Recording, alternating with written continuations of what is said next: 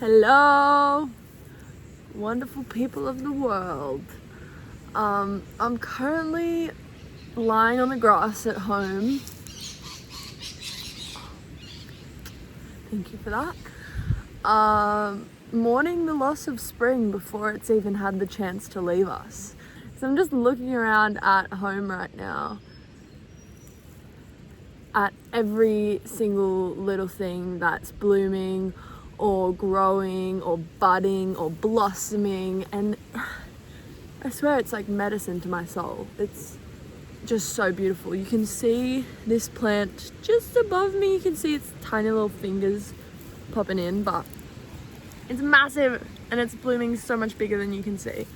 And there's just a lot of little moments of life around the land right now, and I just absolutely love it. And like, there's heaps of wind today. It's super windy, but I always sometimes love it when it's like that, when it's just so windy and it's like insane. It's like just this storm, not a storm because it's not a storm, but like insane movement of air, and everything's just, it feels like the earth is breathing. I'm like, yes, breathe.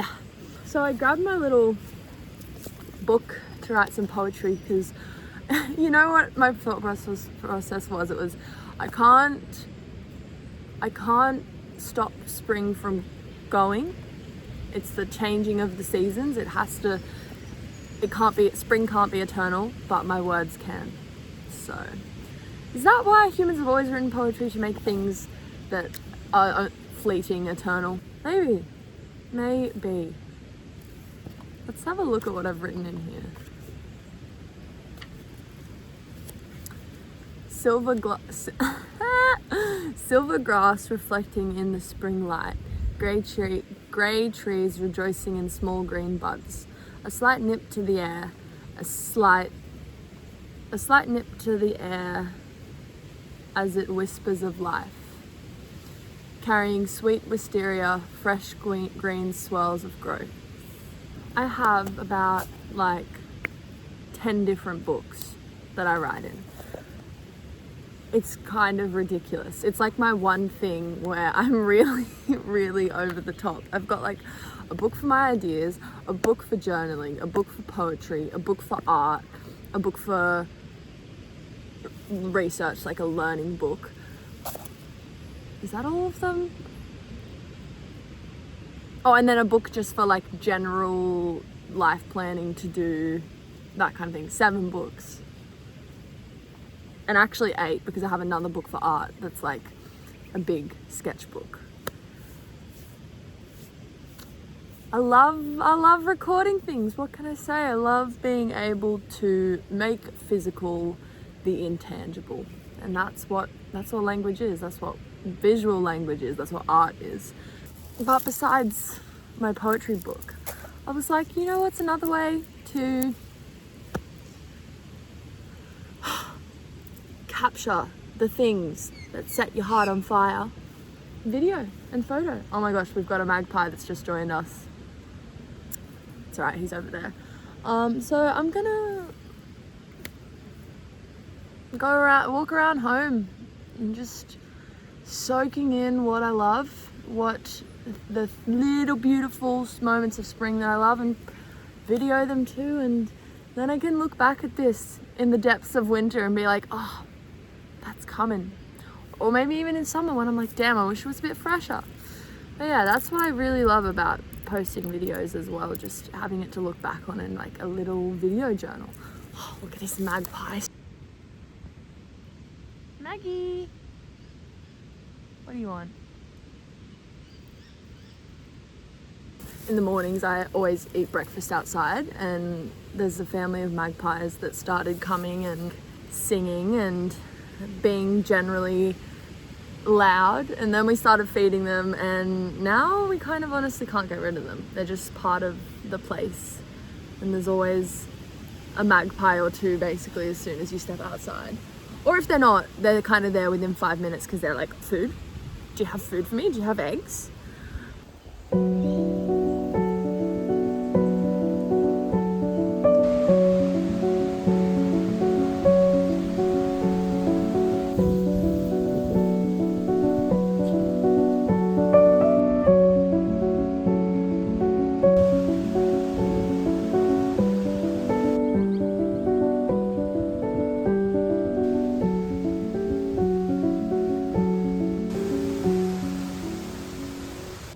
So, whoa.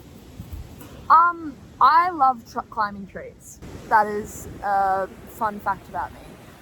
This tree here, I don't actually know if I've ever climbed it, which is insane to me. But it's also very, like, the first branch is quite high off the ground.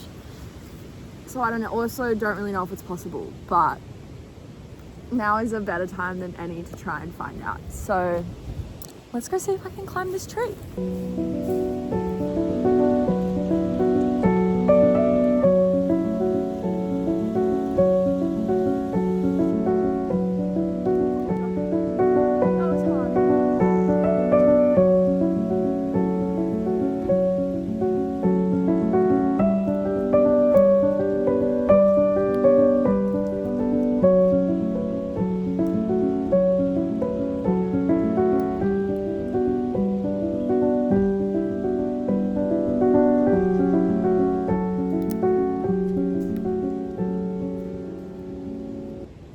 So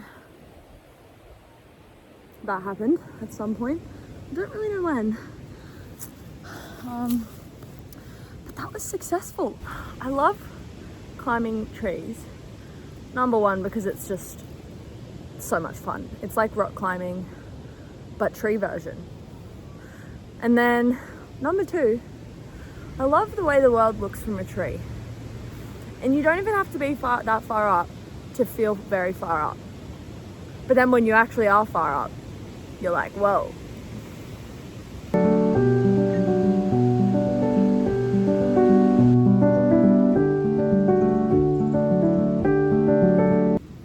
We gotta have a chat for this next snapshot of spring, because this is her.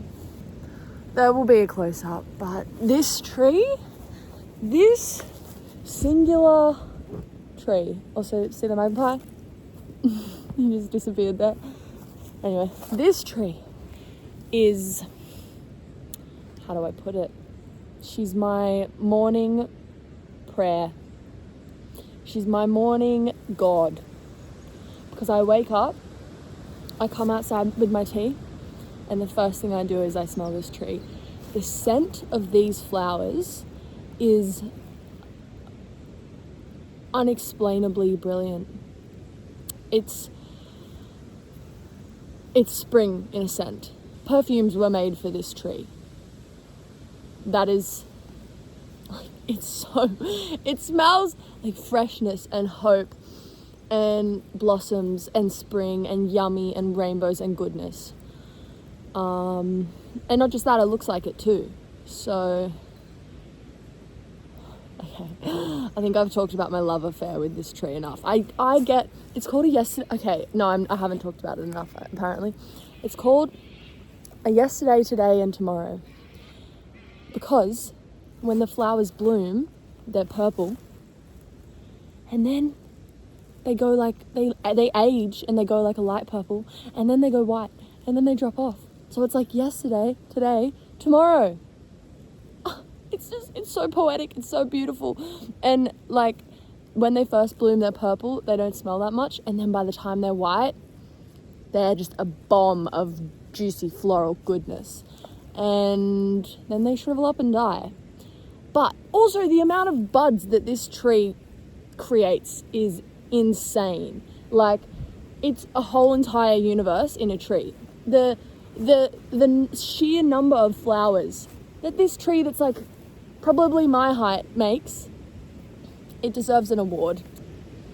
This is its humble moment of no, not humble. I don't want this tree to be humble because it's that good. This is its loud moment of recognition right now. I love you, tree. I love you.